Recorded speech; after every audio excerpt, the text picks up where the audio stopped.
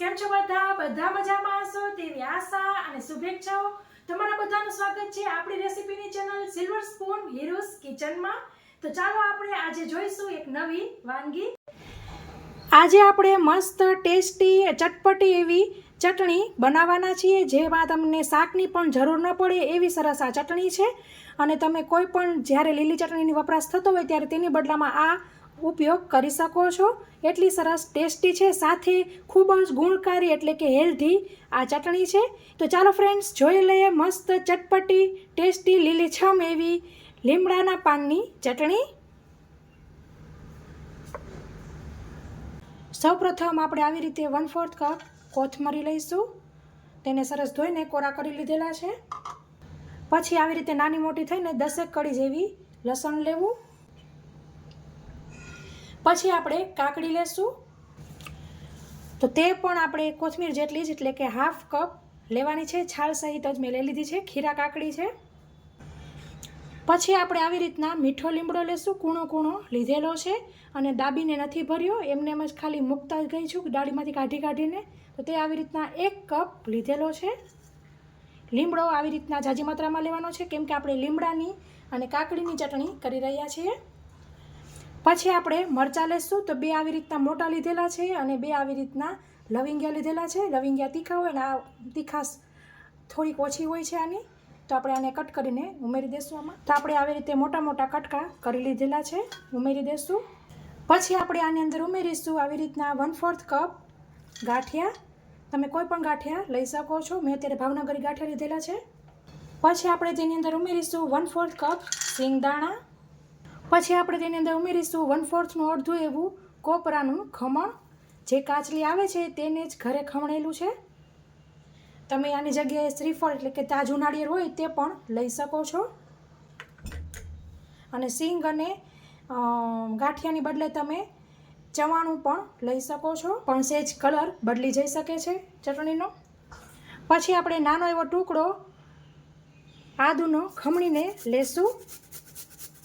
ક્યારેક ચટણીમાં આખા પાખા રહેતા હોય છે આદુના ટુકડા, એટલે ખમણીને લઈ લેવો।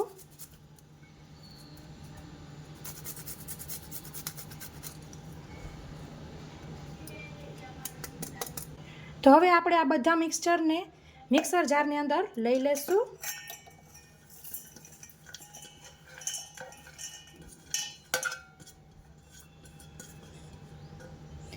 પહેલાં આપણે એમનેમ જ કશું નાખ્યા વગર જ પીસીશું। તો ફ્રેન્ડ્સ આવી રીતના એક વખત પીસી લીધેલું છે।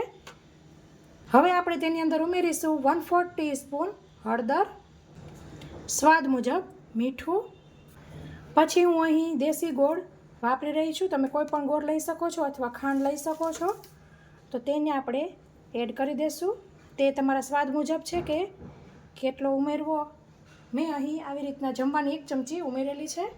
પછી આપણે તેની અંદર દહીં ઉમેરીશું। તો ઘરનું દહીં છે, ન ખાટું કે ન મોળું એવું માપનું છે। તો આવી રીતના 3 ચમચી જમવાવાળી લીધેલી છે। પછી આપણે આવી રીતના અડધા લીંબુનો રસ ઉમેરી દઈશું। જો તમારું દહીં ખાટું હોય તો લીંબુ ના ઉમેરવું, દહીં મોરા માપનું હોય આમ ન ખાટું કે ન મોરું તો આવી રીતના અડધા લીંબુનો રસ ઉમેરવો। હવે પાછું આપણે પીસી લેશું। ફ્રેન્ડ્સ તમે જોઈ શકો છો આટલું પાછું દહીં નાખ્યા પછી પીસી લીધેલું છે। હવે ધ્યાનથી જ પાણી ઉમેરવું। આવું કરવાનું કારણ એ છે કે તમારી ચટણીમાં ઢીલી ન થઈ જાય, લિક્વિડ વધી ન જાય, કેમ કે આપણે કાકડી ઉમેરેલી છે, દહીં ઉમેરેલું છે, લીંબુનો રસ ઉમેરેલો છે, કોથમીર, લીમડાના પાન, તો બધામાંથી પાણી છૂટું પડતું હોય છે। તો આપણે પહેલેથી જ પાણી ઉમેરી દઈશું તો ચટણી ઢીલી થઈ શકે છે। તમે પાણીની જગ્યાએ બરફના ટુકડા પણ ઉમેરી શકો છો, 2 થી 3। મેં અહીં 1/4 કપ પાણી ઉમેરેલું છે। પાછું પીસી લેશું। તો ફ્રેન્ડ્સ સરસ પીસાઈ ગયું છે, તમે જોઈ શકો છો એકદમ પરફેક્ટ આપણી ચટણી થઈ છે, ન ઘાટી કે ન ઢીલી। તો હવે તેને આપણે સર્વિંગ બાઉલમાં કાઢી લેશું। તો આપણે સર્વિંગ બાઉલમાં લઈ લઈએ। તો ફ્રેન્ડ્સ, તૈયાર છે મસ્ત ચટપટી એવી આપણી કૂણા લીમડાના પાનની ચટણી. તમે જોઈ શકો છો એટલી મસ્ત લાગી રહી છે અને ખાવામાં પણ એટલી ટેસ્ટી છે. તો આપણે કોથમીરના પાનથી ગાર્નિશ કર્યું છે.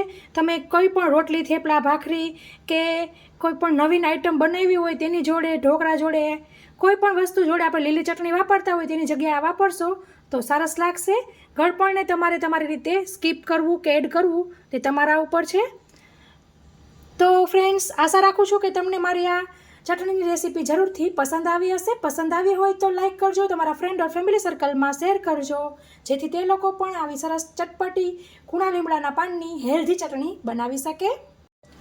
તો આ વિડીયોમાં આટલું જ. ફરી મળીશું એક નવા વિડીયો સાથે. ત્યાં સુધી આવજો. Thank you. બાય. જય શ્રી કૃષ્ણ.